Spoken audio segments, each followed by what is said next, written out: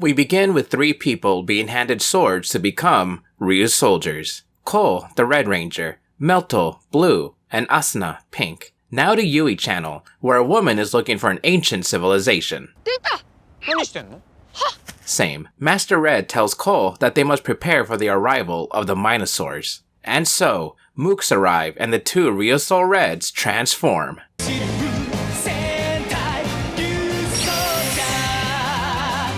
The foot soldiers are defeated when we briefly see the generals, Cleon and Tankjo. The woman from earlier is Ui. She lives with her father, Naohisa Tatsui. And that's it for them. We're told the story of the RYUSOULGERs. Long ago, the Druidons lived along the dinosaurs until a meteor hit, causing the Druidons to escape. Now they're back, and the Dino Knights must rise up. During training, Ui discovers the RYUSOULGERs, so their leader tells Cole to erase her memories. But before he's able to wipe her mind, a Minosaur arrives. The RYUSOULGERs transform, but aren't able to stay that way for long, as Tankjo arrives at the temple. Cole and Master Red attempt to defend the temple, but Tankjo delivers a devastating blow. Master Red rescues Cole, as the rest of the Masters follow suit to protect the new RYUSOULGERs. Master Red says he'll be with Cole, quite literally. And so, Cole is summoned into a mech, a Dino Knight. Beautiful. The Minosaur is defeated, and the RYUSOULGERs are introduced to the Dino Knights. The Elder says the temple's energy may be gone, but they still have the Dino Knights. Cole responds saying they'll promise to protect the Earth. Plus, there are 2 other knights that left the village long ago, and they must search them out. Cole, Melto, and Asuna transform.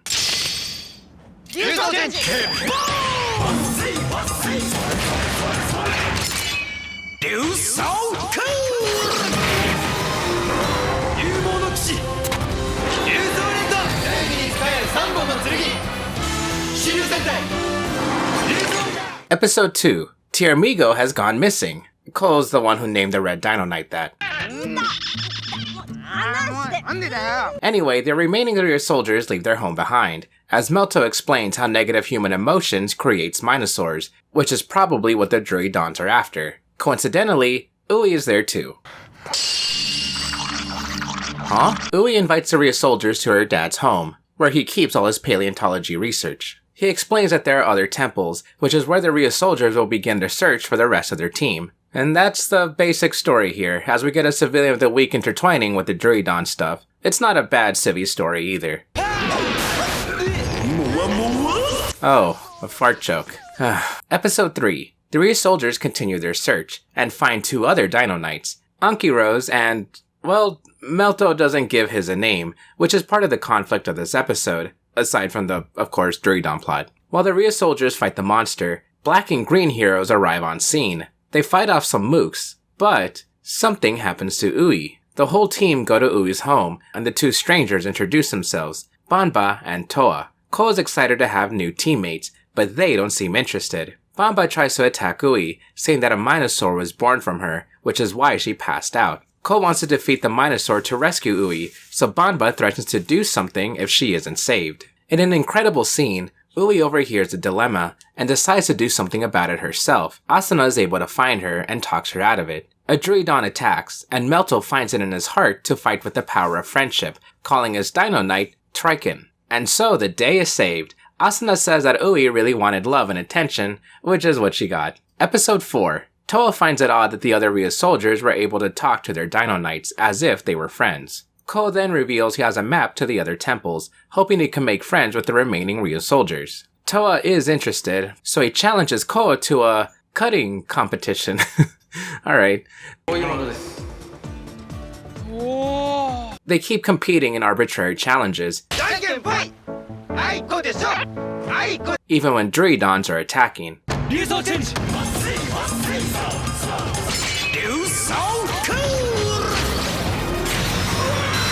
The RYUSOULGERs work together to find one of the temples. In the Civilian of the Week plot proper, Banba overhears a Minosaur say the words, "Come over here," like he's beckoning someone. Banba compares it to a parent beckoning their child to play, which is exactly where this Minosaur came from. A doctor who didn't have the time for his son who's in the hospital. The RYUSOULGERs use this to their advantage, and has Toa summon his Dino Knight Tiger Lance. The Minosaur is defeated, and Bamba tells a doctor to take care of his own family. I normally won't go over Sylvain of the Week storylines, but I just wanted to give a quick example here. Bamba then goes to see his Dino Knight, Mirror Needle. Toa is surprised that Bamba spared someone, but admits that the RYUSOULGERs are growing on him. Episode 5. An Answer Soul is used to get some answers out of Ui on how she got the Minosaur. It was Cleon who used green slime to make them, so Asuna promises to save more people. Coincidentally, Cleon appears in front of Bamba and Toa. The rest of the RYUSOULGERs arrive, when Cole spouts some words of heroism and fights Tankjo,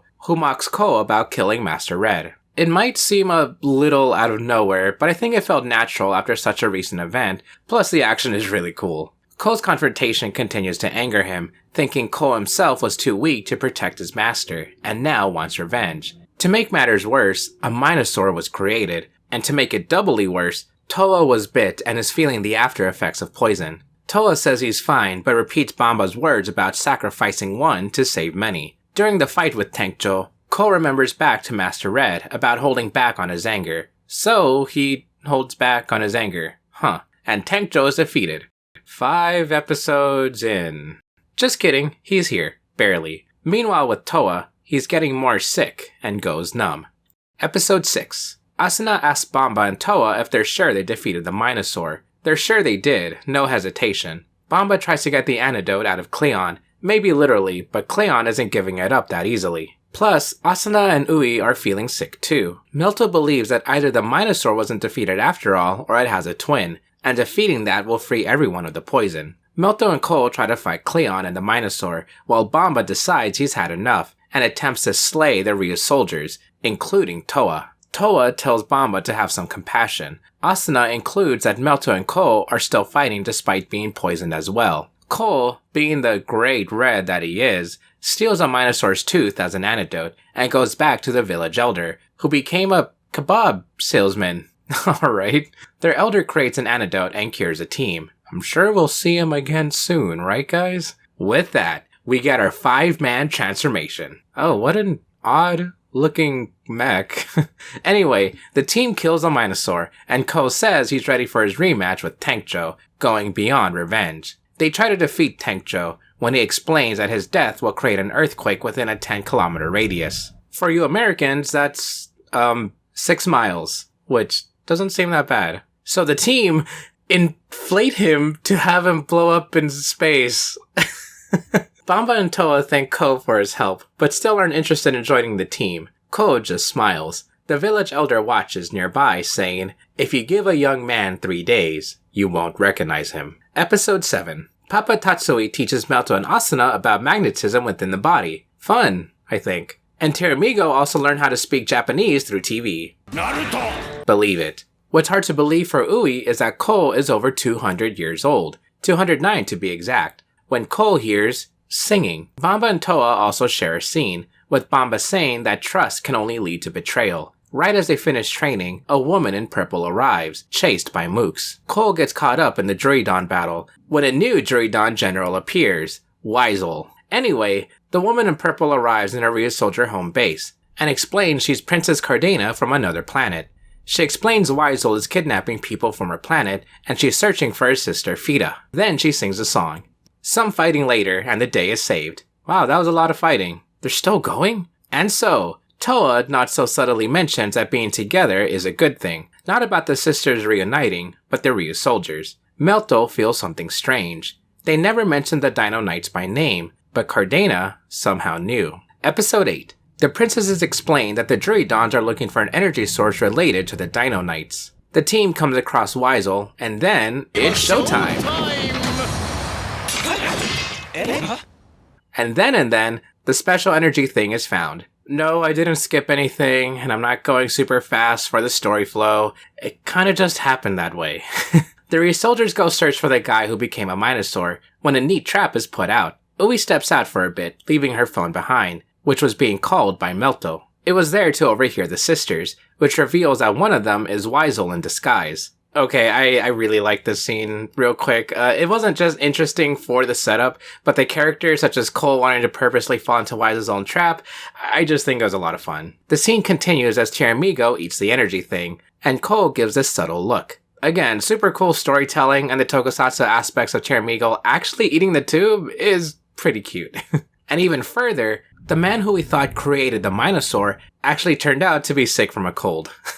The team show real teamwork here, each having a plan to defeat the Minosaur and rescue the sisters. It's probably the coolest episode so far, and showcases RYUSOULGER's potential in Sentai's theme of unity.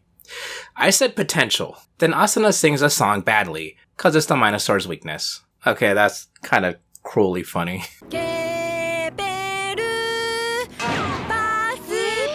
Episode 10. Asuna wins the grand prize, a year's worth of snacks. Some guys try to hit on her, but she's saved by a boxer, who Cleon then turns into a Minosaur. The team try to defeat a strong Minosaur while Asuna learns about the boxer's backstory. Yeah, that's it. Episode 11. A new Dino Knight appears who speaks in riddles, and the team encourages Melto to solve the quizzes. Then ultimately Cole solves it by saying he likes pizza. Yeah, that's it. The Dino Knight has a story where people are afraid of him except for a kid who's blind at the moment, and it's a cute arc, I guess? I just realized, did this episode not have a mecha fight? That's kinda nice for once.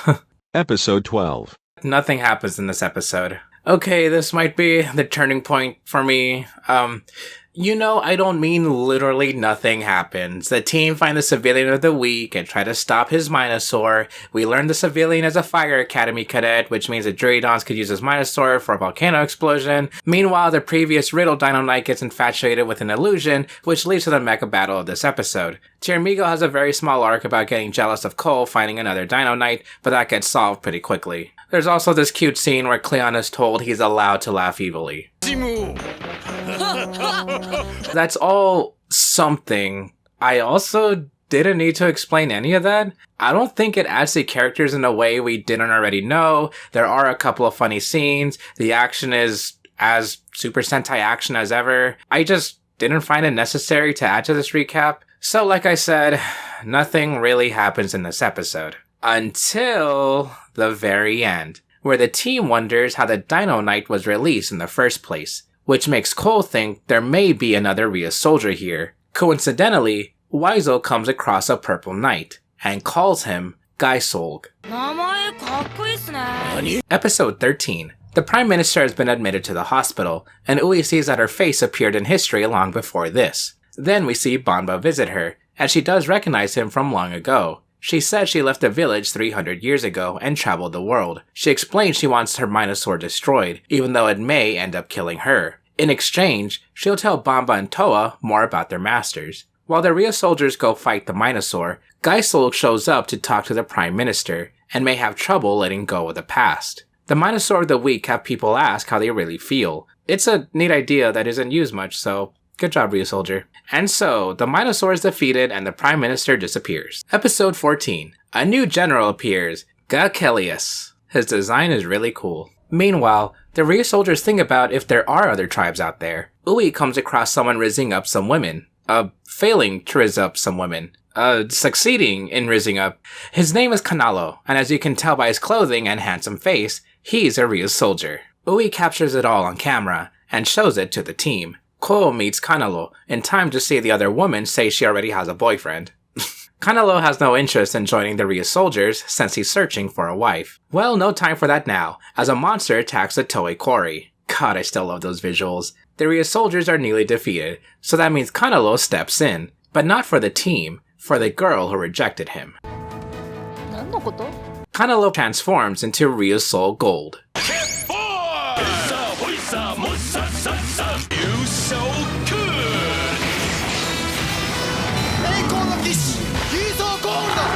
After the battle, Kanalo still refuses to join the team, saying he was under the sea this whole time. 15. Kanalo talks to his Dino Knight, Mosa Rex, and sister Otto, who wants a husband. She looks young, but she's really 103 years old.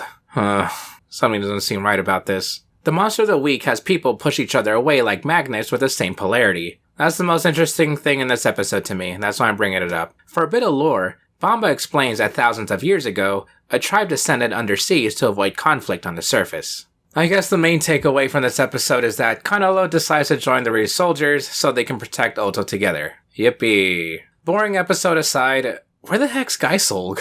16. Otto tries fried chicken. I don't know, man. Kanalo tries to convince Moso Rex to work with the rest of the team. Gakelius is defeated, which normally would bother the hell out of me, but I didn't put it past the show to defeat a newly introduced general this quickly. Huh? 17. Cleon feels alone. Then Geisoul reappears. Moso Rex is kidnapped and the RYUSOULGERs rescue him. That's it. 18. Kanalo and Bamba butt heads over a wishing stone. By the end, the RYUSOULGERs combine their main mechs. That's it. 19. Tiramigo has a day out, and the RYUSOULGERs try to rescue his school. Oh hey, it's Sawa's actress from Kamen Rider Build. That's it. 20. Toa learns not to rely on his speed. I honestly forgot Toa was even a character at this point. There's a funny scene where Asuna is about to get kidnapped and she says, "But I just got the octopus," like she already accepted what's gonna happen. That was honestly the most entertaining part for me in this episode. Wait, is that Geisoul? Oh my gosh, finally! He just steals the entire episode with this single scene, fighting Toa, and Geisoul says that something reminds Toa of their old master. Oh man, something entertaining finally after 6 episodes. 21. The dead speak. Somehow, people who shouldn't be here have reappeared, such as Ui's mom and Master Pink. Meanwhile, Bamba is cryptic about Geisoul, as he says the armor has a will of its own, but Bamba might have an idea that someone's underneath it. While the team fight an undead Tenkjo, Master Pink finds a darkness soul that Kanalo had. After defeating Tenkjo, Master Pink mentions that she knows of other Dino Knights because of someone named Seto. Coincidentally, a mysterious man appears, named Seto. 22. He was once part of the RYUSOUL tribe. Then a Minosaur appears and disappears with Cole. Then Cole reappears with his team due to a Dino Knight's cosmic ability. Okay, what was the point of that? We soon learn a Minosaur is created from Master Pink, and her will to return from the dead. I don't want to be overly negative, so I do want to say that this 2-parter was morbidly interesting. It had a good story of how people handle grief, acknowledging their love of the person they lost, but understanding the impossibility of it. And it also had this really cool transformation sequence. I don't think this episode deserved such a cool sequence, but it happened and I like the story, so there you go. 23. The team lay out the Dino Souls to reminisce on their battle so far. It's a clip show. 24. Kanalo falls for a woman whose father owns a karate dojo. Yes, that's the main plot of the episode. No, nothing comes from it. 25. The team mess up dancing to the RYUSOULGER ending song, while Ui has a rivalry with Cleon, who's dancing to his own theme song. Having the evil plot center around a villain using social media isn't the most original idea anymore, but this episode, just like all the past episodes, has a couple of good jokes.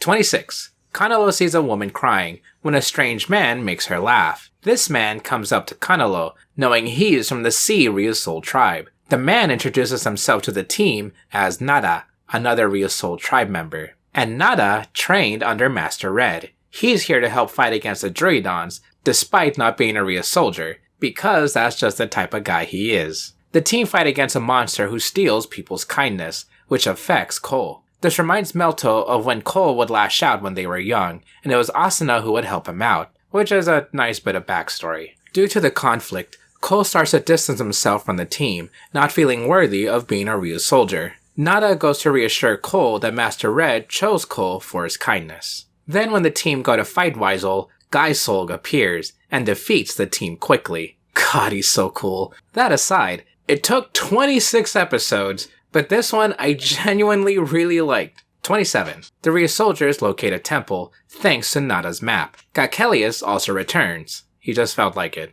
This episode is the one where the team get a kangaroo Dino Knight. Not that it's important to mention, I just felt like I needed to mention something else with this episode. 28. It's Asuna's birthday and she starts to feel horrible after Cleon sends a microscopic monster inside her.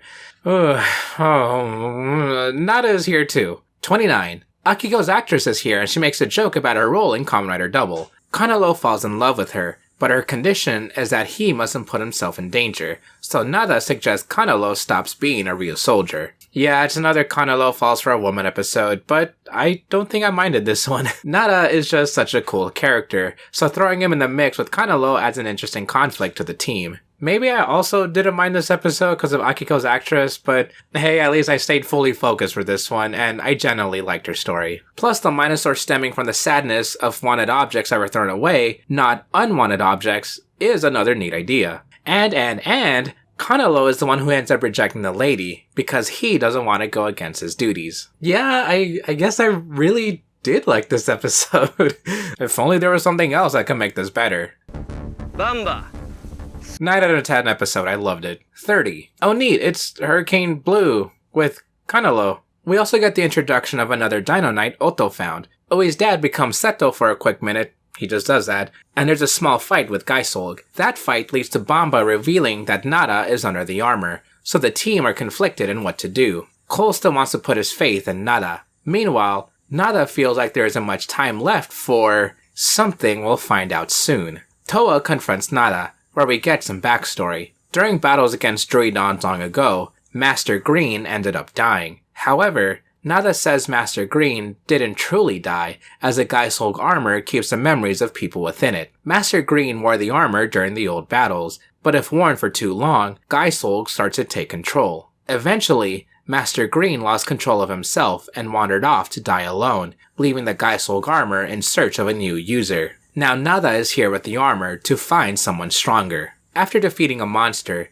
Cole smiles seeing that Nada helped him out, still believing in their friend. However, the Geisoul armor is in control, and Nada strikes Cole. Don't you just love serious moments being followed up with the upbeat ending song?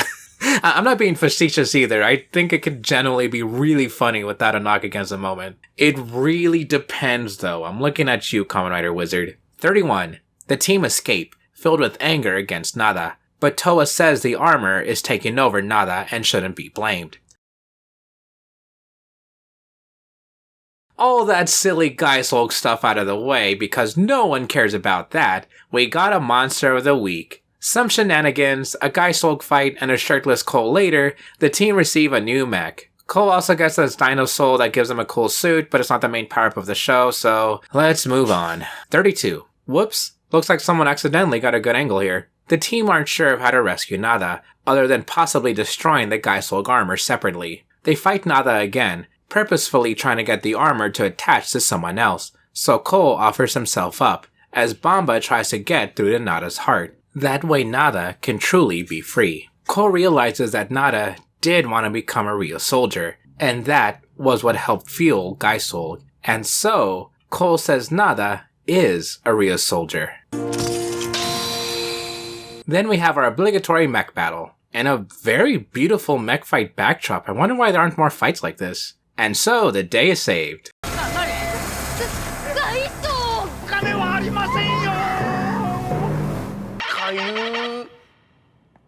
33. The RYUSOULGERs, now with Nada included, play ping pong. Then a monster appears, except this one seems a little different. The Druidons and Nada warn of a great danger on its way to Earth. The monster does prove to be powerful, capturing most of the team, so Nada is ready to fully fight back. Geisoul change. Dude, I watched this scene on repeat. It's so good. Actually, this whole episode has been pretty fun so far. I thought it was going to be an episodic one showing Nada's interaction as part of the team, which I would have been fine with, but it also introduces a new villain faction, which I'm always down for. Then Nada's first fight with the team is amazing, and he's fighting alongside Bamba, who he's had a connection with this whole time. Man, I'm smiling just thinking about this and watching. Like, guys, it took a while, and I admit I was a little overly negative, but I think I'm really starting to enjoy RYUSOULGER. Nada is easily becoming one of my favorite characters. Not that it was a high bar, but he has an actual personality. His inclusion has been great. I love his fights. I can't wait to see more of him, you know? Oh, wow, a helmetless shot already? He's been shown like that before, but now it feels like a death flag.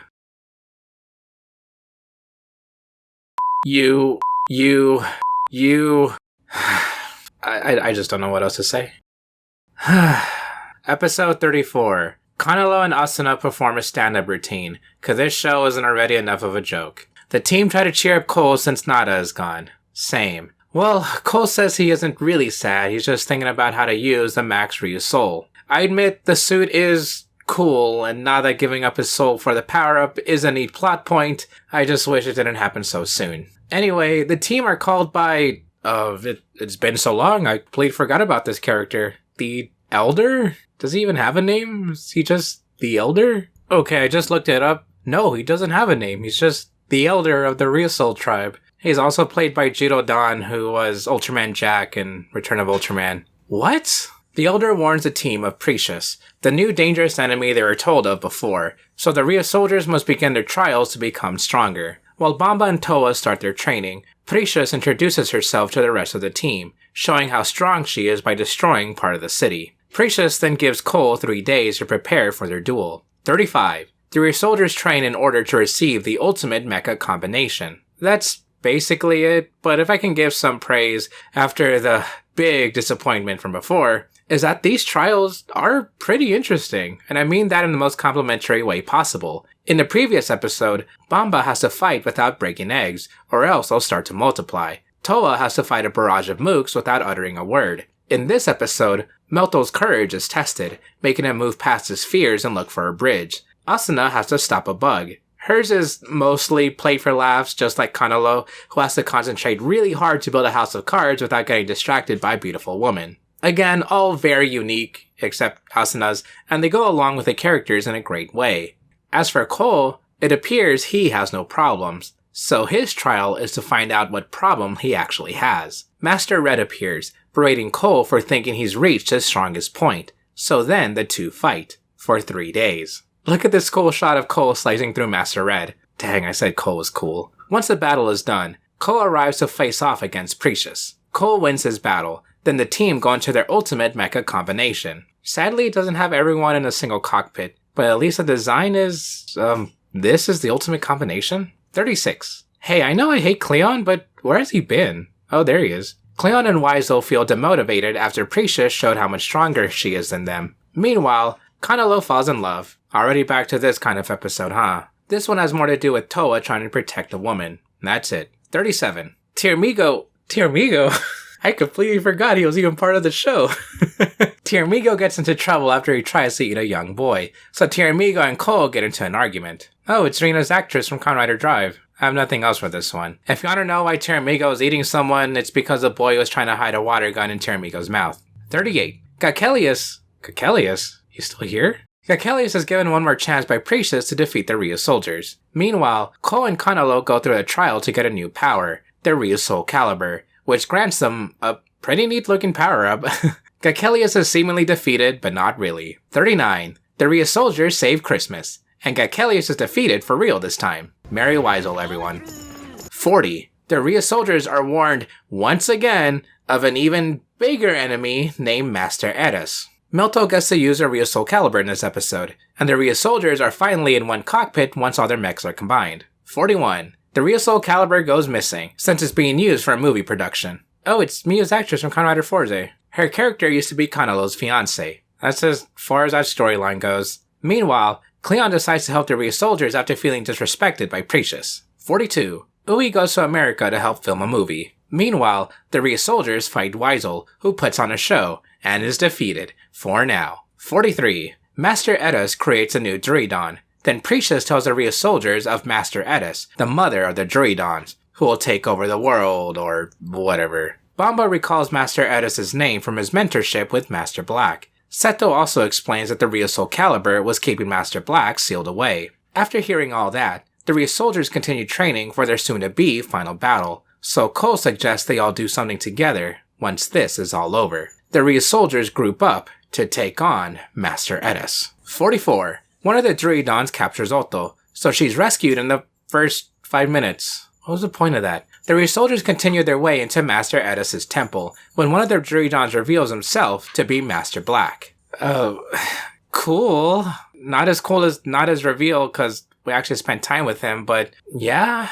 45. Master Black asks to see Seto. The RYUSOULGERs try to get Ui's dad to turn into Seto, but aren't sure how. Master Black exposits that Precious attacked Earth hundreds of years ago, so Master Black investigated more of the temple, soon finding the RYUSOUL caliber. Leading up to the present day, Master Black tried to take the RYUSOULGER's RYUSOULs, but it was too late, and the RYUSOUL caliber was already taken by Cole. Until then, Master Black was disguised as one of Precious's minions. Speaking of which, Precious calls on that minion, but it turned out to be Cole in disguise. Super cool roll call transformation time. 46. The Druidons are getting stronger, and even attacking each other, so Teramigo suggests sealing them all away by combining the power of the RYUSOUL caliber and the Dino Knights, but that means the Dino Knights will be sealed away as well. Of course, Cole doesn't want that, but Teramigo has a long talk with him about how it's gonna be okay. Teramigo and Cole's souls will always be one. The RYUSOULGERs once again reach Master Edis's temple. Man, how come it's this show that gets all the cool visuals? Master Edis's temple blocked off the RYUSOULs, so Cole and Asuna enter unarmed. Oh, the show remembered they have civilian powers? They're not entirely unarmed, as Seto steps in and summons an extra set of armor.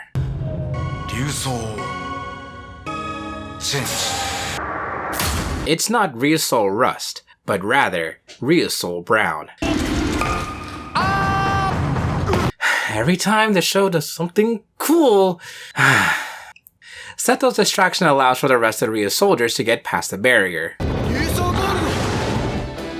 With their powers combined, Precious is nearly defeated, and Seto broke past his limit, saying farewell to the RYUSOULGERs.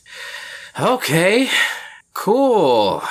Desperate, Precious reveals that the RYUSOUL tribe was created by Master Edis. They were actually her very first creations. The RYUSOUL tribe was made to protect the planet, but they soon got into conflicts with each other, so Master Edis created the Druidons to destroy the tribes. Eventually, the Druidons wanted to conquer Earth themselves, which made Master Edis want to destroy both. RYUSOUL steps in to rescue the team, along with Cleon, offering a truce with Precious. But then, Master Edis has arrived. 47. Cole watches Ui's channel and goes shopping. Then Cole sees Nada. Kanalo is about to get married, and yes, of course, you already know there's gonna be one of those things where everyone is living in their perfect world, so let's just fast forward to where Cleon wakes him up. Master Edis starts to put people to sleep, including some of the RYUSOULGERs and Cleon. To prevent themselves from sleeping further, Melto tells Cleon to create a monster from him, which he does, and the monster is quickly defeated by Master Edis. Now that they're back together, the RYUSOULGERs transform and are quickly defeated again. If I sound annoyed here, I'm not actually annoyed, because I do really like how hopeless this is feeling. Kanalo practically begs for the team to give up, saying that maybe it is better to let the people sleep and not be in any pain, as Master Edis explains how she's just making the better world in people's dreams. Asuna is completely against it, because she can't hold the hands of the people she loves in her dreams. With their newfound resolve, the RYUSOULGERs transform, and then the Dino Knights arrive for the final battle. Episode 48.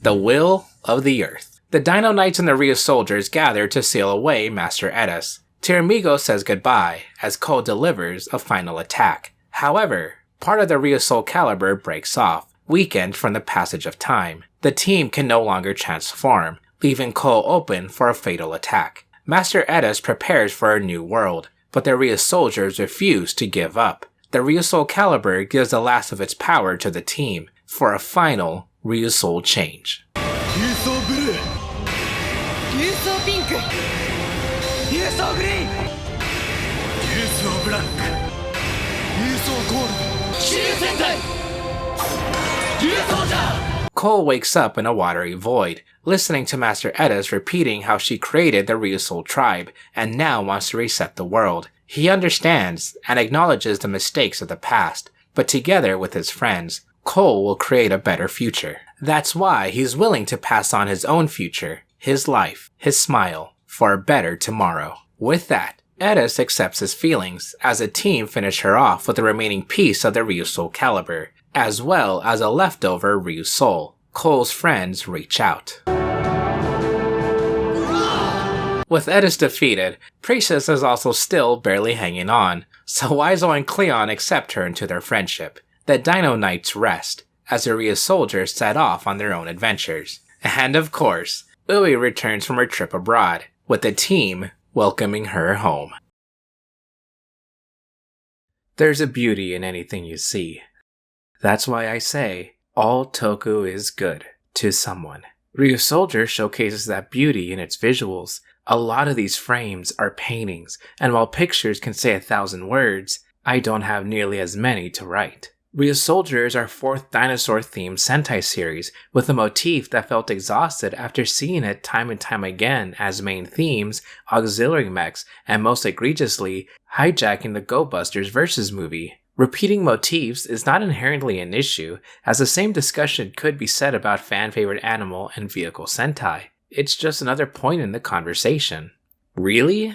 Dinosaurs again? Guess Toei really needs money. In addressing the dinosaur in the room sparks another talking point, the creativity behind a repeated motif. Previous dino teams didn't have solid sub-motifs, other than Kyoryuger Samba and Bravery themes. RYUSOULGER combines dinosaurs with chivalry, they're knights who follow a code, and that grandeur is shown in these gorgeous visuals. That first group transformation is ingrained in my brain. The scene with the team reaching out to Cole can be a genuine painting. Those are major examples, but I think each episode, or at least a majority, have an interesting shot to point out and talk about. At first, I thought the stock transformation scenes looked kinda ugly with all the washed out rustic colors, but I grew to appreciate it in connection to the knights being filled with experience on the battlefield. When I say visuals, I also mean design-wise, because the suits are beautiful too. Yeah, each dino team did not miss with those suits, it's just hard to compare since they're each that good. Probably a cop-out answer, but at least RYUSOULGER is up there compared to all of Sentai. Monster designs, mechas, toys, there's some among my favorite in the franchise. So when I say the visuals are a major positive, I really don't mean it lightly. RYUSOULGER has some incredible visual design. I don't mean that superficially either. In episode 14, there's a shot of Cleon sulking down an alley. Then the camera rotates from above the stairs and I'm just like, wow, that's really impressive. So it's not just design-wise, but as a visual medium with thought and intention behind the camera. Man, am I glad Power Rangers use their RYUSOULGER suits. What are visuals on top of effort? You can hate these kid shows all you want, but the one thing you can't generally say about Super Sentai is that it's lazy. However, it's well known that Toei Tokusatsu is usually written as the show goes on, and I never felt it more than in RYUSOULGER. Yes, there are great tokusatsu written by the seat of their pants.